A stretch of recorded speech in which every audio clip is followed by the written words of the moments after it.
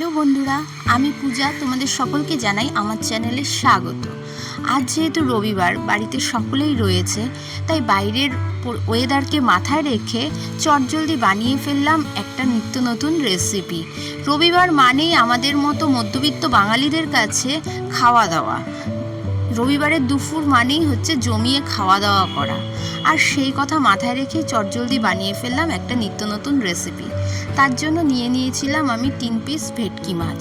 তোমরা যদি মনে করো যে তোমরা একটু বেশি নেবে, তোমাদের প্রয়োজন মতো তোমরা নিতে পারো। আমরা যেহেতু বাড়িতে 3 জন ছিলাম, তাই জন্য আমরা 3 পিস ভেটকি মাছই নিয়েছি।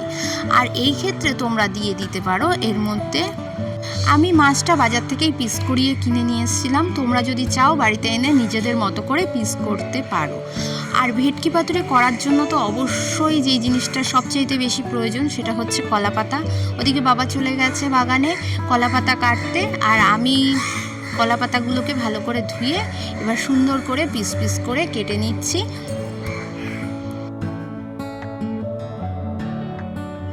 ওদিকে গ্যাসটা ধরিয়ে ভালো করে কলা পাতাগুলোকে একটু শুকিয়ে নিচ্ছি। এইভাবে শুকিয়ে নিলে কলা পাতার গায়ে যে একটা তৈলাক্ত ভাব থাকে, যার ফলে কলা পাতাটা দিয়ে যখন পাতুরিটা প্যাকিং করব তখন সেটা ফেটে যাওয়ার সম্ভাবনা থাকে। আর যদি তোমরা একটুখানি এইভাবে আছে ঝলসে নাও, তাহলে আর সেই জিনিসটা হওয়ার কোনো সম্ভাবনা থাকে না। এবার আমি পাতাগুলোকে নিজের প্রয়োজন মতো করে পিস পিস করে কেটে নেব, আর মাঝখানের যে শিটটা থাকবে সেটাকে আমি ফেলে দিচ্ছি।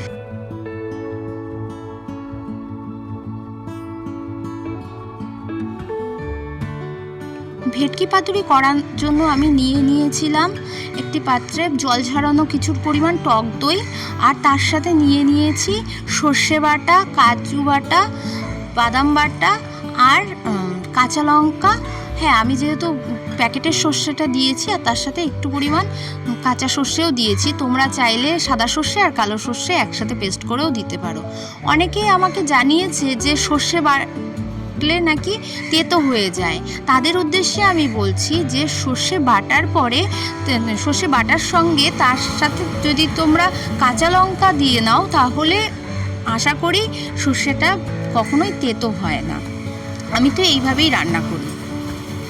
সব পেস্টগুলোকে এবার ভালো করে মাখিয়ে নেব, আর তার সাথে দিয়ে দিয়েছি নুন আর পরিমাণ মতো হলুদ আর সর্ষের তেল। এবার মাছগুলোকে ভালো করে পেস্টের গায়ে ভালোভাবে মাখিয়ে নিচ্ছি একটা একটা করে। কালারটা তো খুব সুন্দর এসছে, আর স্মেলটাও খুব সুন্দর আসছিল, কারণ সর্ষে বাটা তার সাথে আবার যদি হয় সর্ষের তেল, তাহলে তো খুব সুন্দর স্মেল আসবেই।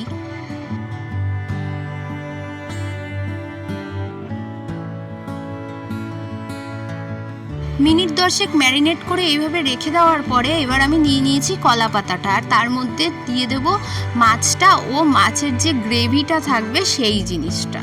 তারপরে আমি ভালো করে কলা পাতায় সেটিকে প্যাকিং করে নেব।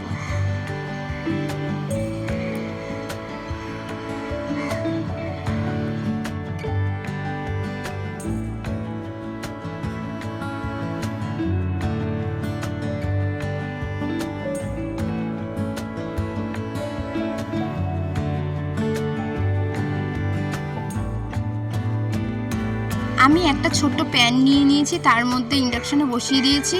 মাথায় রাখতে হবে যে ইন্ডাকশানের ফ্লেমটা যেন একদম সিম থাকে, একদম কমিয়ে দেওয়া হয়। আর তার মধ্যে এই কলা পাতার পুরগুলো দিয়ে দিচ্ছি। ওদিকে আমার ভেটকি পাতুরি তৈরি হয়ে গেছে। দেখা যাক কীরকম হয়েছে। আশা করছি ভালোই হবে, কিন্তু না দেখে তো বলতে পারছি না। দেখা যাক কীরকম হয়েছে।